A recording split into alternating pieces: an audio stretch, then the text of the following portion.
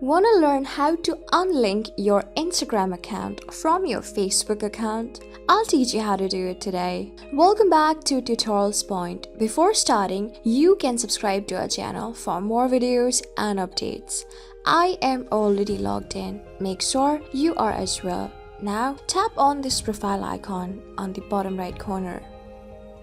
Scroll down, tap on Sharing to Other Apps below Contact Syncing. Tap on this Facebook on the top. You can see that I have linked my Instagram account to this particular Facebook account. So tap on it. Tap on this account center with this blue text below Facebook. Tap on this Accounts and Profile, which shows you both of your Instagram and Facebook account. Tap on your particular Facebook account that you want to unlink. Tap on Remove from Account Center with this red text. Tap on Continue on the bottom if you want to disable this connected experience for your account. Tap on Remove this particular account.